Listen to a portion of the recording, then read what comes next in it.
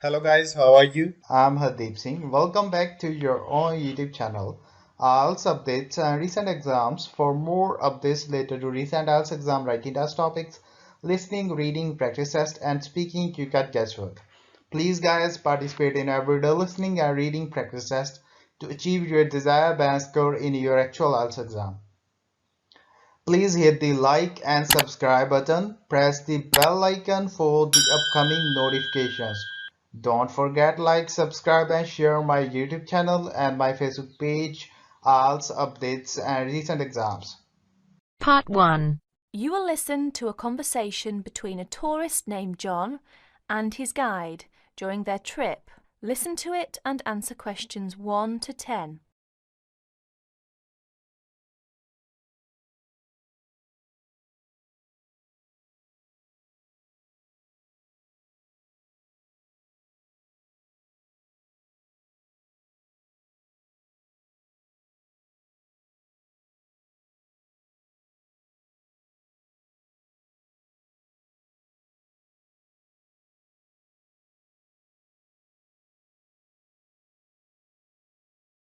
It's very quiet here. It's not so quiet. Listen. I see what you mean. Of course there are no cars. No trucks, no motors, no computers, no people. Where are the nearest people? We're about 20 miles from the nearest small town. That's where we're going. How far have we come this morning? Maybe 5 or 6 miles. Our camp last night was just over that hill. That doesn't look so far. Is it really 5 miles over there? It isn't if you walk over the hill, but the river goes around the hill. How long have we been going? About an hour and a half, but we stopped several times while I took pictures. Does this river go beyond the town? Yes, the river runs into a lake. How far is the lake? About 20 miles. The town is on the lake. It's on the other side of the lake, but it's built on the lake.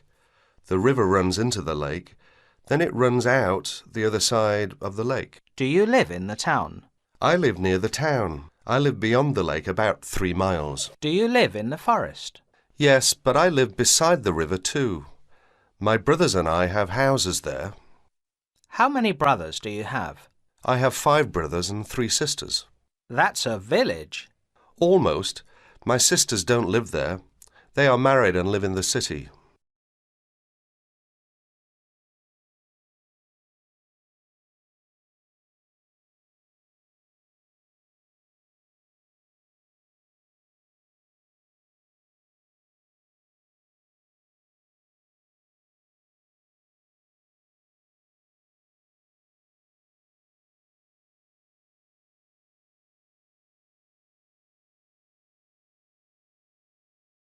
What work do your brothers do? We all do the same. We hunt and fish. We are guides most of the year. Who do you guide? You mean people who just want to see the wilderness? Many. When I was young, we had only hunters and fishermen. Now we have most people who just want to look. Where do you take them? We hike to the large lakes. We canoe in the rivers. Many people like to visit the waterfalls in the area. We have 6 large falls. Where are they? Not too far. One is near where we camped last night. It's the other way up the river. Can we see some of the falls? Tomorrow, there is one after the town, down the river about 10 miles. We'll see that one. It's on a stream that runs into the river beyond the town. It's very peaceful here. Do you ever get bored? No, I don't. Some people do. I get bored in cities. I used to work in the city. I didn't like it. I came back here. Was this your home? I mean, is this where you were born? No, I was born in the city. I went to school there. My father was like me. He didn't like the city. When my brothers all finished school, the family moved here, beside the lake. My father never went to the city again. What about your mother? Was she bored? We're Indians, you know. She had a lot of friends here. There are a lot of Indians living around here. Across the ridge is an Indian town. My mother likes to go to the city to see her daughters, but she likes it here in the forest. How far is the Indian town? Walking over the ridge, maybe 10 or 12 miles, but we can drive from the lake. How long does it take to drive? Just a few minutes. It's a good road. Can we go there? Why? There's nothing there. I would like to talk to the people. That's what I do. I talk to people and write stories about them. We can go if you want. I would like to. Most people want to see mountains, rivers, trees, wild animals. I like those things too. There's a small river around the next bend. It comes from the mountain. How far is that? Only a mile or so. Are you hungry? We could have lunch there. We didn't bring any lunch. I thought we were going to have lunch in town. We could catch some fish and cook them. It's a good place to fish. That sounds wonderful. It's a beautiful spot. Look up there. Can you see that brown rock above the trees? Yes, it's so beautiful. Can you see a stream in the sun beside the rock? Yes, it looks very, very small from here. It's not very big. That's the beginning of the small river we are going to. It comes down the mountains into the river. It looks very far away. It is. Have you been up there? Of course. Look ahead. You can see the river now. What a beautiful place. Let's definitely stop here to fish for our lunch. Do you enjoy this? I love it. I thought you liked people. I do, but I like being outdoors. I like the mountain, the river, the forest. It's perfect. Do you like what you do? Yes, it's not really work. What do you mean? I do it without pay. It's what I do in my free time. I live outdoors. I fish, I hunt, I go down the river in my canoe. Thanks for a wonderful week. That is the end of part 1. You now have half a minute to check your answers.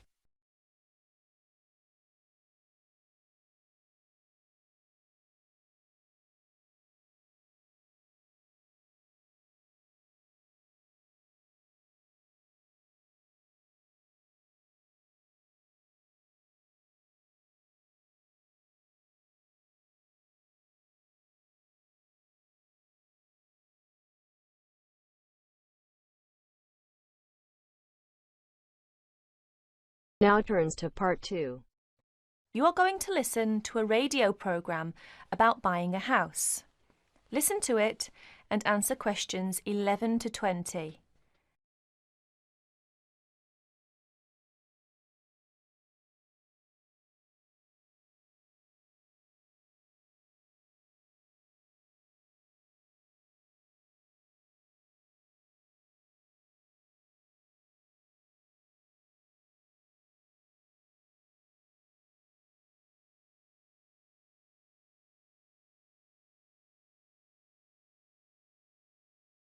Good afternoon, listeners. Today, I'd like to welcome Edward Fox, who is going to talk to us today about buying a house. Edward.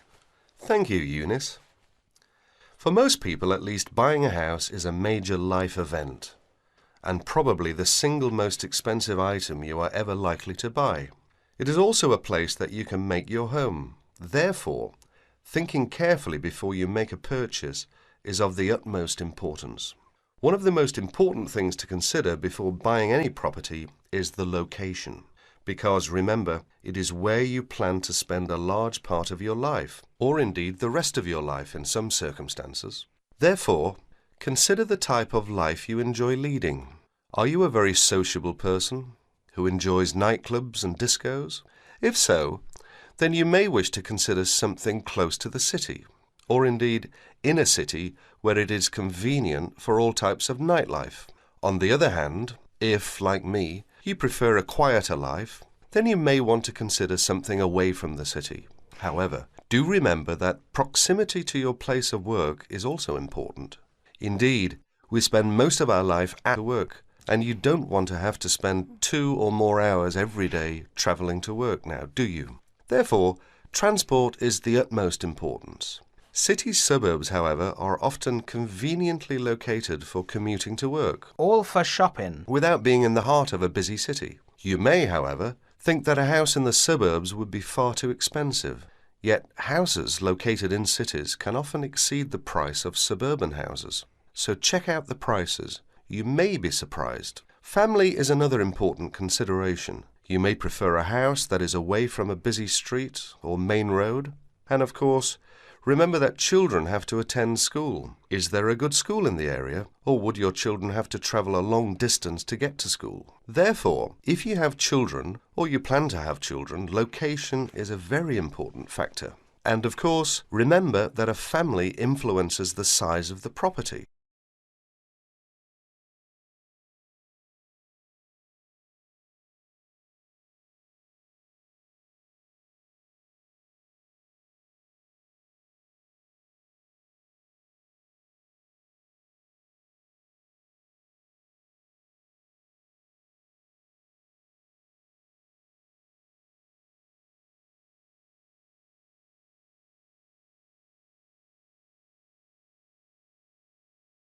There are, of course, various types of houses. There are detached houses which stand alone and are not joined by to another building.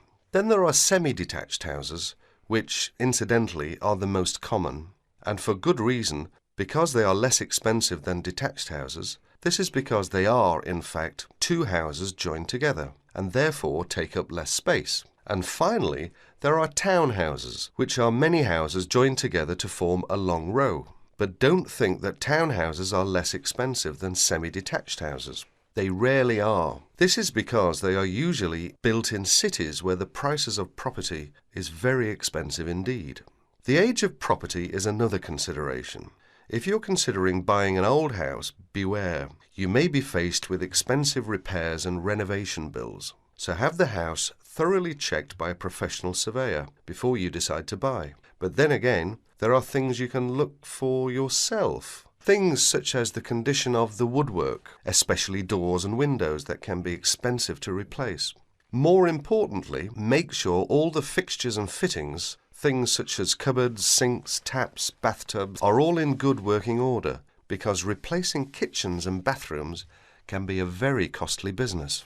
And don't forget the garden. If the property has one, if you enjoy gardening, then fine. But if you don't enjoy gardening, then you may prefer a small garden as opposed to a big one. But even if you do enjoy gardening, it is important to remember that gardens take up a lot of your time. So keeping a garden in good order may be very difficult if you work long hours. One final thing is the general feel of the place. Does it have a good atmosphere? And most importantly of all, would you feel comfortable living there? Thank you, Edward. But I'm afraid that's all we have time for today. But I'll be back next Wednesday when my guest speaker will be talking about buying a computer. So until then, bye for now. That is the end of part 2. You now have half a minute to check your answers.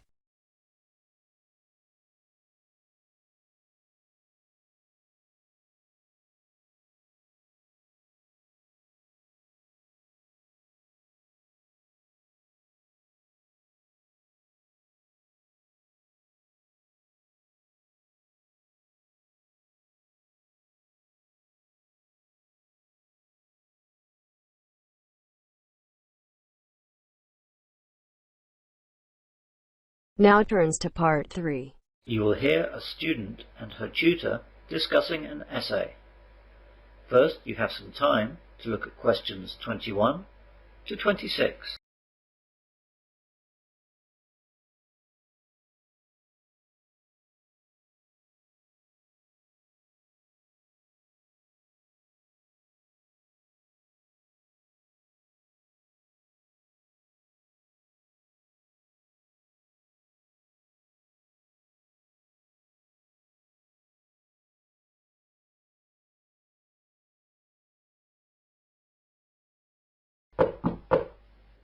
Come in. Good morning, Rachel. Have you come to talk about your extended essay? That's right, Dr. Jones. Have I come at a bad time? No, not at all. This is a good time, in fact. Good, because I wanted to ask you what you thought about my decision on the subject. Yes, you initially wanted to write about working conditions in 19th century factories, but you were later contemplating looking at the conditions inside hospitals in 19th century northern towns. That's right. I thought about it for a long time and weighed up the pros and cons, and I didn't decide for ages. Well, I think you were right to stick with your first idea. There's so many better sources available on the subject. There are plenty of articles in magazines and the odd TV and radio program on the other subjects, but everything is rather superficial. There's no real academic knowledge to draw on. Yes, I found that out. I found lots of books, but nothing really to help me, even on the internet. In the end, when I decided on my first choice topic, I found lots of really good stuff in magazines, books, and the internet. Particularly one book, which is the major reference that you'll see quoted all over the place. Well, I'm glad you came to that decision. Let's have a look at that essay now. What did you think? I've spent ages on it, but I'm only about 80% happy with it. Well, I wouldn't be too down about it. I think most of it is pretty good. I like the introduction, which really set out your ideas clearly. The middle needs some attention, but the end was really first-rate. What are the areas that need more work then? The main problem lies with your analysis of the statistics. You quote all the right numbers and you've got lots of fine tables and everything, but you need to look more closely at what the numbers mean and what implications they hold. Look at them again and try and explain more clearly the important parts. After that, you need to have a look at your bibliography, which is a bit shoddy. Yes, I was afraid of that. I always think that once I've finished the essay, then I'm done, and so I don't put enough care into things like the bibliography. Still, I've plenty of time to get that and the other stuff sorted out. You've plenty of time, but don't leave it until the last minute, because you'll need to check it all again carefully when you're finished, and it would be a good idea if I looked over it again before its final submission. The deadline is the 28th of April, so shall I get it to you on the 24th? Will that be okay? Well, that won't leave you much time to change anything if I find anything else to do.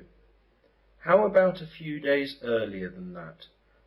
The 21st of April? I'll be able to get it back to you the day after, on the 22nd then. That sounds great. Thank you. You now have some time to look at questions 27 to 30.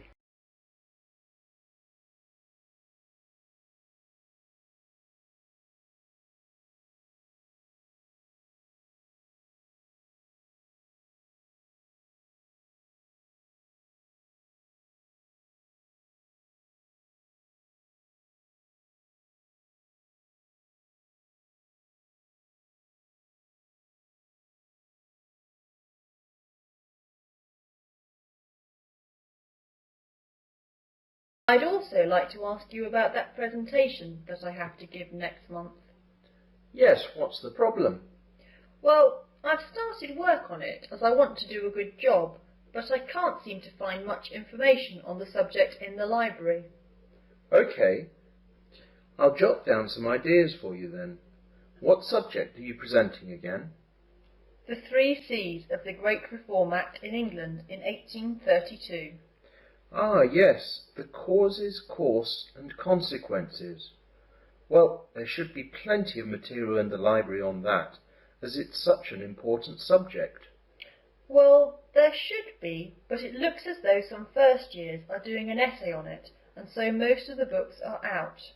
I also don't want the run-of-the-mill books. I want my presentation to be a bit more in-depth.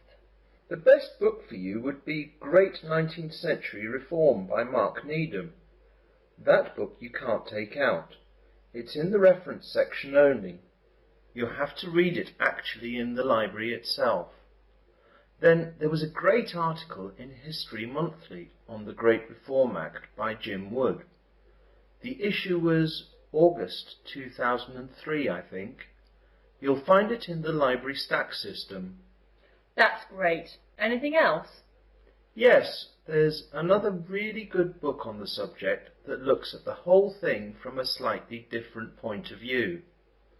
I remember when it came out it ruffled a few feathers. It's called Political Reform and it's by Rob Jenkins. The thing is, though, that I know our library hasn't got it. As you're preparing so far in advance though, you'll be able to order it through interlibrary loan. Just go to the library reception and they'll give you the forms to fill out. It'll come in about a week, I expect. OK, I'll do that straight away. Finally, there's the book, Reform and the 19th Century, which I actually wrote. The library used to have a copy, but it's been lost, I think. I've got a copy at home, so I'll bring it in tomorrow. If you pop in tomorrow morning sometime, I'll let you borrow it for a week or so. Oh, that's fantastic. I didn't know you were an author, Dr. Jones. Yes, I've done a few things. You'd better not lose it or spill coffee on it or anything, though. I'll take very good care of it, I promise you. I know you will, or I wouldn't lend it to you. So I'll see you tomorrow then. Yes, thanks again. See you tomorrow. Bye. Bye. That is the end of part 3. You now have half a minute to check your answers.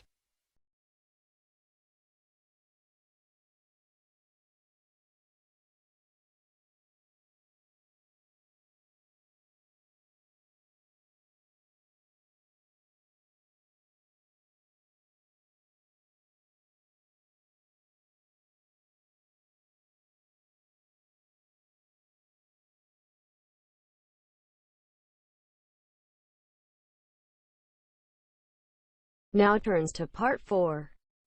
You will hear part of a food science lecture. First, you have some time to look at questions 31 to 40.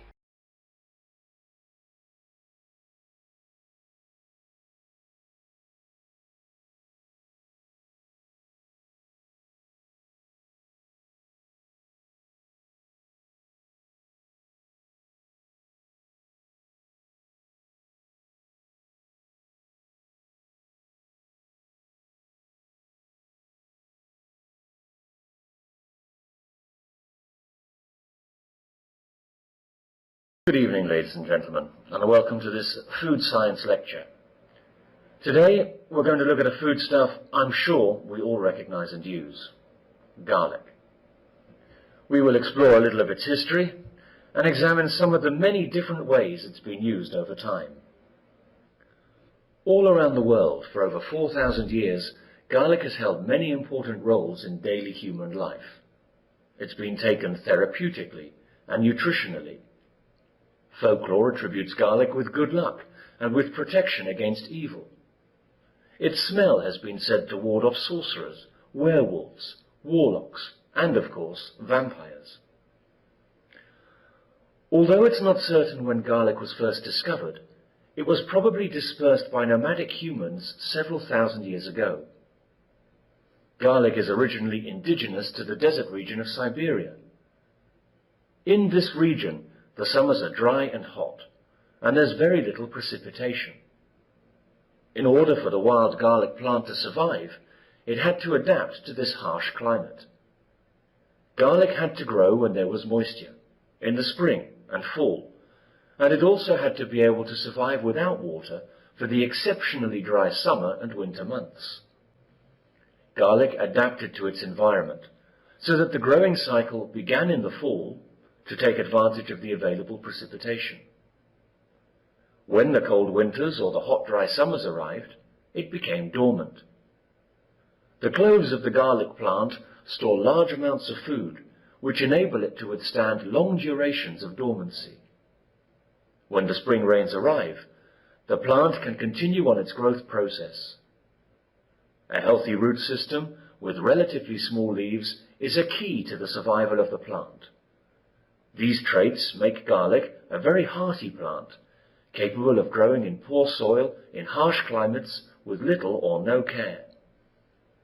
Once discovered by humans, it's no wonder that garlic quickly became a staple crop of almost every civilization in the world. An Egyptian papyrus from 1500 BC recommends garlic for 22 ailments. The Egyptians fed it to slaves building the pyramids to increase their stamina, and during the building of the Great Pyramid, the construction workers lived on a diet consisting primarily of onion and garlic. When the workers were deprived of their ration of garlic, it caused work stoppages. Garlic was so valuable to the Egyptians that 15 pounds of garlic would purchase a healthy male slave. Ancient Egyptians worshipped garlic as a god, and its name was often invoked at oath-takings. In ancient Greece and Rome, it was claimed to have more uses, everything from repelling scorpions to treating dog bites and bladder infections to curing leprosy and asthma. Chinese scholars mentioned garlic in Sanskrit writings as early as 3000 BC. Garlic was so prized in ceremony and ritual, it's said that lambs offered for sacrifice in China were seasoned with garlic to make them more pleasing to the gods. Crusaders returning to Europe after faraway battles are generally credited with bringing garlic back with them to Europe. And there, in the Middle Ages, it was thought to prevent the plague. Modern research has confirmed the health benefits of garlic that our ancestors believed in. Garlic may even prevent cancer because it contains vitamins such as C, A, and B, which stimulate the immune system to eliminate toxins and combat carcinogens. Research in 1858 by Louis Pasteur documented that garlic also kills bacteria. During World War II, when penicillin and sulfur drugs were scarce, garlic was used as an antiseptic to disinfect open wounds and prevent gangrene. The properties responsible for these medicinal effects are not clearly understood. Recent research identifies hundreds of volatile sulfur compounds in the herb. For this reason, it may also become a valuable treatment for AIDS. A study in China showed that people with the highest levels of dietary garlic have a reduced risk of stomach cancer. It can also kill 60 types of fungi and yeast, among them the common cause of athlete's foot. Japanese scientists test its effects on patients with lumbago and arthritis. Experts are split on the recommended daily amount of dietary garlic, from 1 to 10 cloves. However, most agree that fresh garlic is better than in supplement form. How garlic is prepared also affects how it can be used. When the clove is cut or crushed, an enzyme contained within the plant cells combines with an amino acid. This creates a new compound called allicin, which has been shown to kill 23 types of bacteria, including Salmonella and Staphylococcus. When garlic is heated, a different compound is formed that can prevent arteries from clogging and reduce blood pressure and cholesterol levels. The blood-thinning quality of garlic may also be helpful in preventing heart attacks and strokes. Indian doctors have long pointed to studies that demonstrate garlic has a preventative effect on the development of arteriosclerosis, thrombosis, and hypertension. That is the end of part 4. You now have half a minute to check your answers. So guys, don't forget like, subscribe and share my YouTube channel and my Facebook page, IELTS updates and recent exams. For more updates related to recent IELTS exam writing test topics, listening, reading, practice test and speaking, you got guesswork. Please guys, participate in everyday new IELTS listening and reading practice tests to achieve your desired band score in your actual IELTS exam. For more IELTS material, visit my official website www.ieltsupdatesandrecentexams.com. The link is given below in the description. If you need PDF files of latest IELTS material, then please join my Telegram channel. So guys, please write your score below the comment section. Again, thanks for listening. God bless you all guys. Stay tuned, stay safe.